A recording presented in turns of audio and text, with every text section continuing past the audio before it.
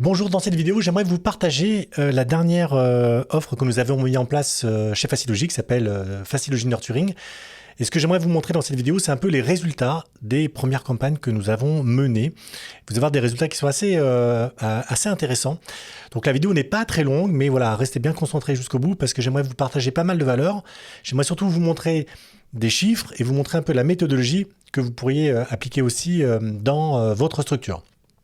Donc pour ça, je vais vous partager mon écran et je vais tout de suite commencer par vous expliquer le schéma complet de cette offre. Donc le principe, c'est d'utiliser vos contacts inactifs que vous avez dans votre base de données aujourd'hui et les transformer en un réseau actif. Alors j'ai marqué entre parenthèses en client qui paye parce que vous allez voir qu'il y a des effets de levier quand vous réactivez des bases de données ou des clients ou des contacts qui sont restés passifs. Vous allez voir qu'il y a des effets de levier en business et on va le voir tout de suite au niveau des chiffres.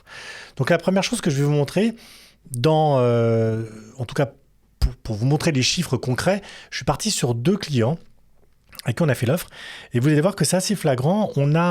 Quand on a lancé l'offre, on a des pics qui se trouvent principalement, on voit bien au début justement du lancement de l'offre.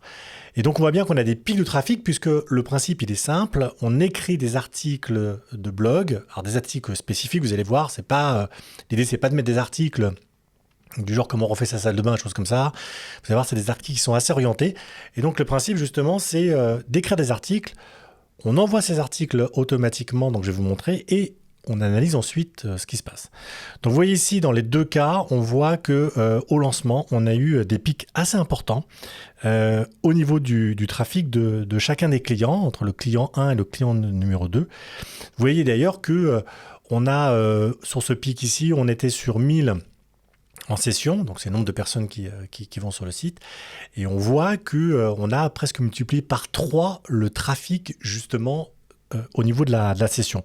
Sur le client numéro 2, on a quelque chose qui est un peu plus léger, puisque là, pour le coup, on a multiplié, pas loin aussi, je crois qu'on a multiplié aussi par 3, puisqu'on est à 20 au niveau de session et on monte à 60. Alors, je vous ai montré 2 clients bien différents, parce que les 2 n'ont pas le même nombre de bases de données, le nombre de clients, donc voilà. Mais en tout cas, la proportion d'augmentation reste à peu près identique.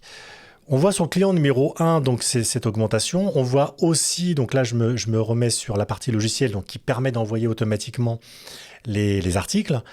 On voit sur 6788 envois, on voit que on a un taux de vue et un taux de clic qui est assez important, puisque généralement, quand vous êtes sur des taux de clic à 20%, on part du principe qu'il y a déjà une réactivité assez intéressante.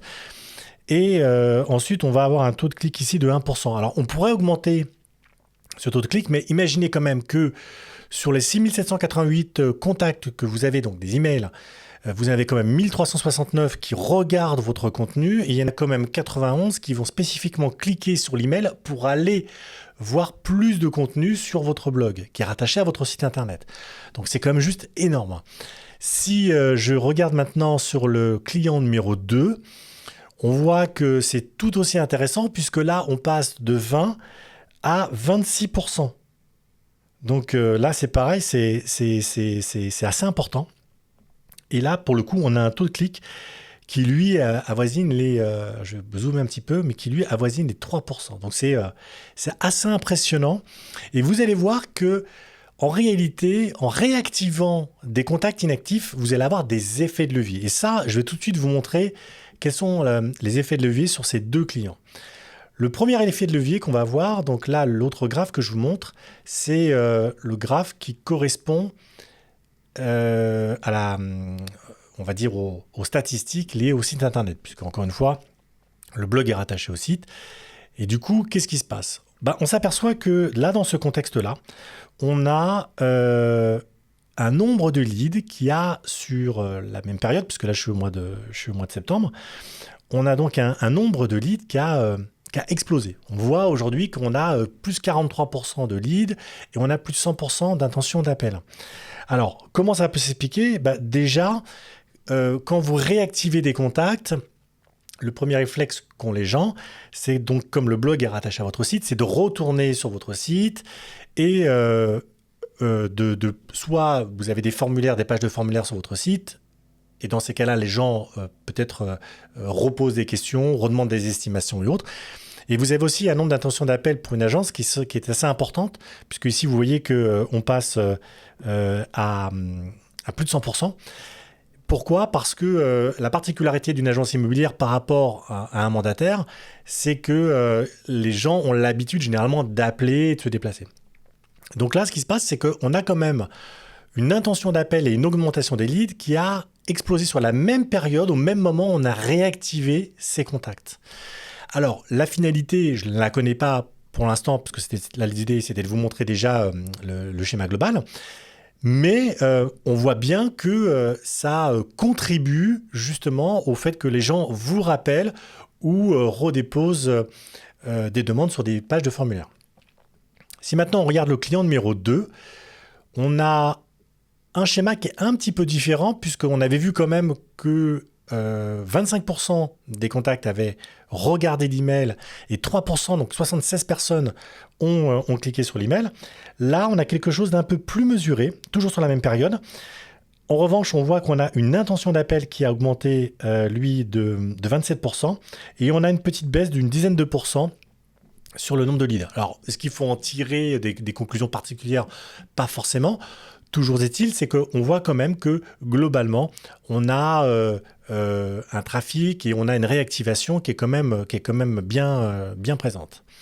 Donc ça, c'était pour vous montrer un peu les résultats, voilà, de vous montrer tout de suite concrètement quels ont été les résultats suite au lancement de cette offre et comment des contacts inactifs peuvent en même temps redevenir de nouveaux clients qui payent et vous permettre de générer plus de business. Maintenant, ce que j'aimerais vous partager, c'est la méthode. Alors la méthode qu'on a mis en place chez nos clients, elle est assez simple, je vous laisse la découvrir. C'est, voilà, vous avez sur la partie autre toute la partie contact inactif, c'est celle que vous avez dans vos bases de données. Alors ce qui est important aussi, je le précise jamais assez, c'est que faites attention quand vous récupérez des contacts, prenez systématiquement email et téléphone. Ça devrait être un automatisme. Pourquoi ? Parce que si vous avez un email, vous pouvez le recontacter gratuitement. Si vous n'avez pas d'email, c'est compliqué. Le fait d'avoir les deux vous permet de jongler entre l'envoi d'un SMS ou d'un WhatsApp et d'un email. Donc ça, c'est un élément assez important. Qu'est-ce qui se passe ? Dans les contacts inactifs, vous avez généralement 4 typologies. J'en ai pris 4, peut-être qu'il y en aurait un 5e. Ce sont des acquéreurs, des vendeurs, les estimations ou encore les locataires. Qu'est-ce qui se passe généralement au niveau des acquéreurs ? C'est que quand vous êtes sur cette partie-là, vous les relancez simplement que si vous avez des biens à leur proposer. C'est comme ça. Pourquoi ? Parce que quand vous avez beaucoup d'acquéreurs, c'est extrêmement compliqué à un moment ou à un autre de les contacter régulièrement. Pour ce qui est des vendeurs, généralement, on les relance que si on a fait des visites. Alors oui, c'est vrai que dans l'absolu, on les relance, vous allez me dire, vous allez les relancer toutes les semaines, etc. Mais voilà, au travers des audits qu'on fait chez nos clients, on s'aperçoit que quand vous avez beaucoup de biens, ça dépend des régions, les vendeurs ne sont pas relancés systématiquement comme il le faudrait. En tout cas, voilà, ça c'est pour vous donner une tendance. Donc, on les relance généralement que si on a fait une visite. Pour les estimations, on les relance si la personne vend tout de suite. Mais quand ce sont des projets à long terme, c'est extrêmement compliqué de garder le fil. Surtout si vous avez un collaborateur qui part, s'il y en a un nouveau qui revient. Du coup, généralement, on perd le fil du suivi par rapport à ça. Et puis, généralement, les locataires, on ne les relance pas. Voilà, parce qu'on part du principe que c'est compliqué à relancer. C'est des recherches extrêmement éphémères. Et donc, généralement, quand vous les relancez, ils ont peut-être déjà trouvé quelque chose. Donc, si je reprends la première partie qui est l'acquéreur, lui, qu'est-ce qu'on va faire ? C'est qu'on va donc créer du contenu spécifique, d'ailleurs que ce soit pour l'acquéreur, le vendeur, l'estimation ou le locataire, c'est qu'on va créer des contenus spécifique à chaque cible. Et ça, c'est extrêmement important. C'est toute la différence entre ce que je vois tous les jours sur des réseaux sociaux avec des posts automatiques de contenu, franchement, qui n'intéressent personne et qui n'ont aucune interaction. Ce qui est un peu logique puisque ça n'intéresse personne. Donc, c'est vraiment important quand vous faites du contenu comme ça. Il faut faire du contenu qui impacte avec de la valeur. Pour ça, voilà, je ne vais pas rentrer dans le détail comment créer du contenu. J'avais déjà fait une vidéo là-dessus sur la chaîne Facilogie. Je vous invite à la regarder. Mais voilà.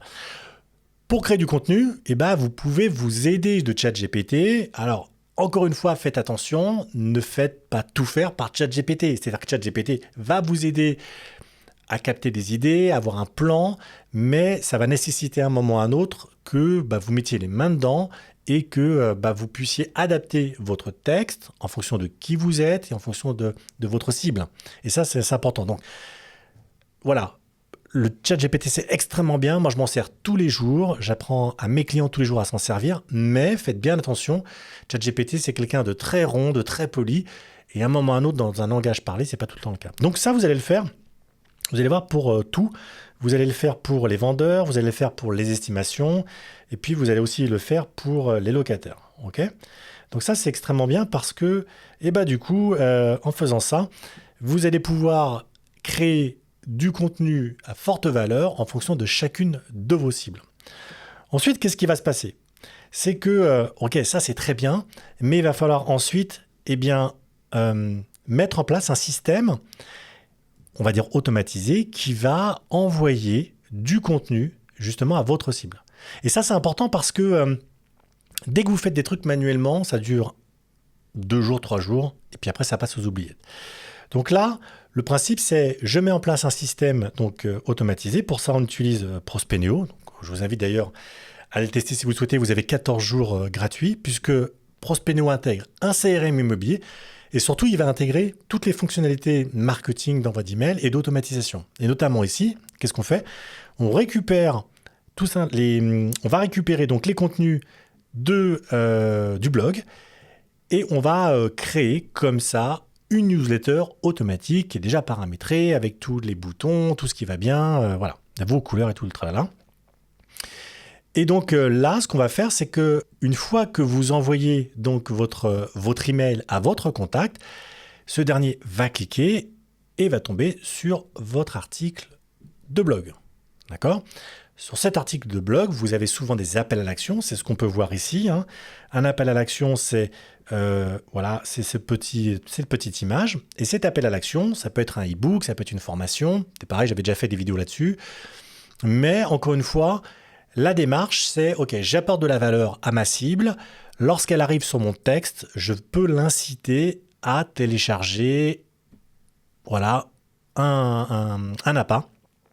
Et ça me permet en plus de qualifier mon contact. Parce que si vous avez demain une personne qui arrive... Alors, il y a comme deux fonctions que je n'ai pas relevées ici, mais il y a comme une fonction qui est importante aussi lorsque vous écrivez un article de blog. C'est, bien sûr, vous allez réactiver votre base de contacts, mais surtout, vous avez une fonction SEO. C'est-à-dire que votre article de blog, il est référencé à un moment ou à un autre. Alors, même si avec l'IA générative, ça perd un petit peu de son intensité, mais vous avez quand même du texte référencé sur des moteurs de recherche.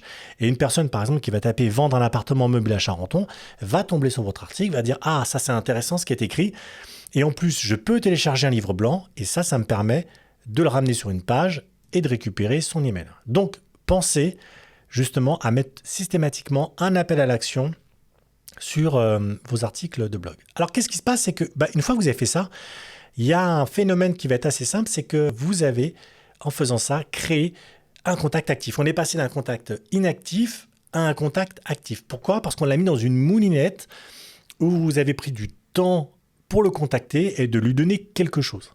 Et ça, c'est important parce que ça va impliquer 3 choses. La première, c'est tout simplement de vous faire que ça va créer de l'autorité et de la confiance. Oui, c'est sûr que on va plus vers des gens qui nous inspirent, qui donnent des conseils aboutis, que quelqu'un qui ne dit rien ou qui critique, par exemple. Et je vous ai mis 2 exemples en dessous qui sont intéressants parce que c'est 2 exemples de notre client. Donc en gros, c'est donc une newsletter qui a été envoyée et le client a répondu « Merci, bonne soirée » et l'autre côté a marqué donc « Bien reçu, merci pour cette info, très intéressant ». Donc ça, je trouve ça génial parce que, encore une fois, d'une simple petite attention, vous allez pouvoir, vous exprimer, créer de l'autorité et de la confiance. L'autre élément que vous avez, alors ça je vais peut-être aussi le masquer parce que ça sur la partie vidéo, on le verra peut-être pas, voilà, ça sera mieux comme ça.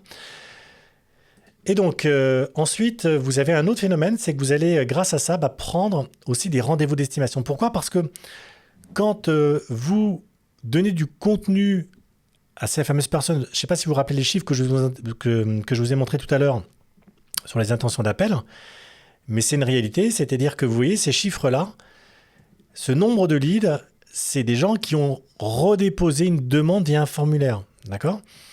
Donc là, ici, on a très clairement on a eu des augmentations de demandes de rendez-vous d'estimation. Alors ça peut être ça peut être une autre offre si vous avez une autre offre qui est rattachée à votre site, mais là en l'occurrence pour nous c'était ça.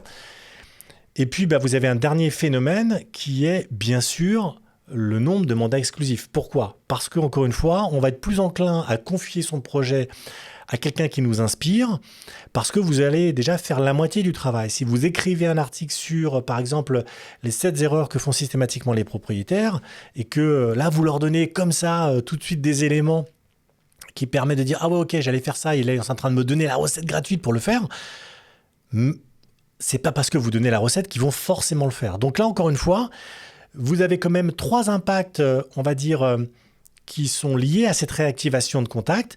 Le premier, c'est bien sûr, vous allez augmenter votre autorité et la confiance.